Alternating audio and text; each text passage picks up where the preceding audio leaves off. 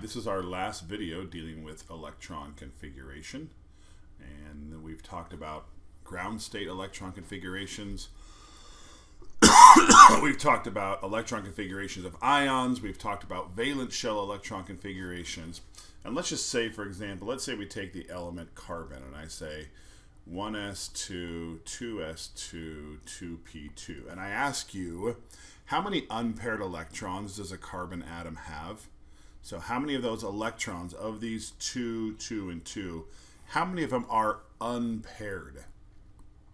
Okay, and by that I mean, are they in a group of 2, or are they by themselves? If they're by themselves, then they're unpaired. Okay, the reason I ask that is because an electron configuration doesn't show you that. An electron configuration shows you where the electrons are found in each shell and subshell, but it doesn't show you the exact electrons themselves and whether they are paired up or not. Okay, and that's what our last one's going to be about. We're going to talk about what are called orbital diagrams. Okay, an orbital diagram is a pictorial version of the electron configuration where you can see each electron.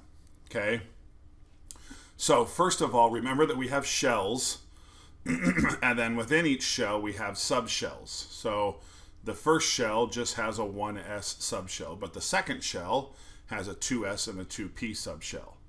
And the third shell has the 3s, the 3p, and the 3d subshell. Okay?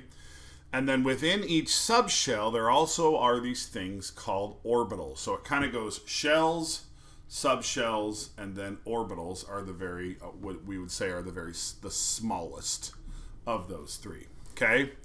Now, the orbitals, basically, as you can see down here with hydrogen, okay, this right here represents a 1s orbital.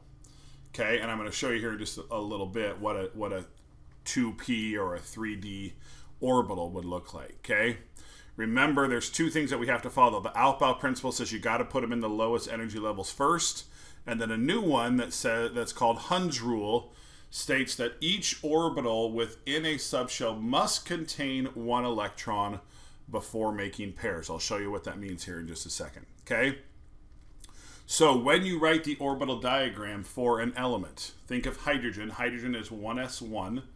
Okay, each s, so s, p, d, f, each orbital can hold up to 2 electrons. Okay, well, an s subshell can only hold 2 electrons. So over here we're going to put number of orbitals. Okay, an s subshell only has 1 orbital. A p subshell, because it can hold 6 electrons, and because it can hold 6 electrons, and each orbital can hold 2, a p subshell can have up to 3 orbitals. A d orbital can have up to 5 orbitals, and an f, which we won't worry about, can have up to 7. Okay, and I'll show you what that means here. Okay, so this line here represents the orbital, and it is the 1s orbital. And because hydrogen only has 1 electron, what you do is you just draw 1 arrow pointing up. Sometimes, this is literally how lazy I am, instead of drawing a full arrow, sometimes you'll see them written just as half arrows like that. So that right there, that is the orbital diagram for hydrogen. And what that does is it shows you that obviously that 1 electron is not paired.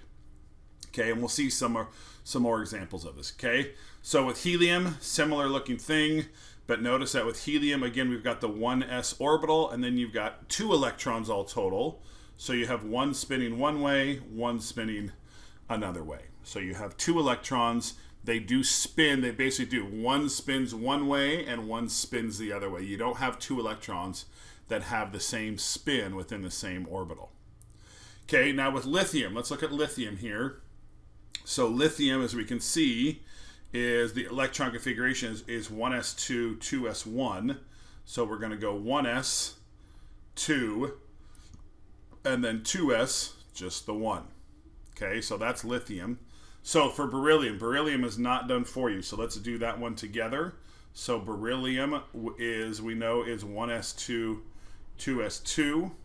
So 1s, 1, 2, 2s, 1, 2, and beryllium is done. So we can see here that lithium, back up to this one, lithium does have one unpaired electron. This electron right here is not paired. Whereas beryllium doesn't have any unpaired electrons. Notice every single electron is paired up with another electron. Okay, for boron. Boron is, again, 1s2, 2s2, 2p1. Remember, with the p subshell, though, you can have those. You have to have those 3 orbitals. So what that means for boron, I'll do it over here just to give me a little bit more room, is we're going to go 1s2, 2s2, and then for the 2p subshell, we have to show all 3 orbitals. Even if we don't use them all, we're going to go 2p, and there's just, again, that 1 in boron.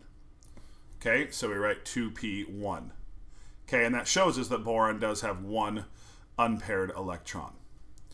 Okay, carbon looks very similar. Again, it's 1s2, 2s2, 2p2. So 1s2, 2s2.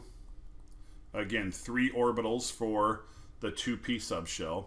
Now, here's where Hund's rule comes into play, because you might want to go like this, up, down, okay? Hund's rule, remember, says each orbital within a subshell must contain 1 electron before you start making pairs. So see how we have an empty orbital here and here? You have to put 1 electron into each of those before you can start pairing them up. So with carbon, we would say 2p2 like this. And what that shows you, again, is that carbon does have 2 unpaired electrons. Okay, let's get to one a little bit farther down the periodic table. Vanadium, number 23. So, again, I'm going to write the electron configuration. 1s2, 2s2, 2p6, 3s2, 3p6, 4s2, 3d, 1, 2, 3. So then we go 1s2, 2s2, 2p. Now watch how I fill these. 1, 2, 3. Now there's 1 in each one. 4, 5, 6. Then I can start making pairs. 3s2, 3p, 1, 2, 3, 4, 5, 6. 4s2. And now we're into the 3d subshell. And the d subshells, remember, have 5 orbitals. So we're going to go 1, 2, 3, 4, 5, 3d, and there's 3 of them in that 3d subshell. So 1, 2, 3. Okay, so how many unpaired electrons does vanadium have? Vanadium has 3 unpaired electrons. Okay, and then our last one is germanium. And again, just because I'm lazy, basically germanium is going to start just like this one right here. So I'm not going to write it all. So 1s2, 2s2, 2p6, 3s2, 3p6, 4s2. Okay, so I'm going to do dot, dot, dot, and then we're going to go 3d. Again, you got to have the 5 orbitals there. 3d, 1, 2, 3, 4, 5, 6, 7, 8, 9, 10. Gets us to zinc. That's the orbital diagram of zinc. And then to finish it off, we're going to go for P. And germanium has 2 in there. So 1, 2. Okay, so 3d10, 4p2 is how germanium would finish. And if I ask you, let's say on a quiz or a test, how many unpaired electrons are in a germanium atom? And I'm going to say justify your answer using an orbital diagram. If you show me that right there and then say it has 2 unpaired electrons, then I know that you know what you're talking about. Okay, and that is the end of Unit 1.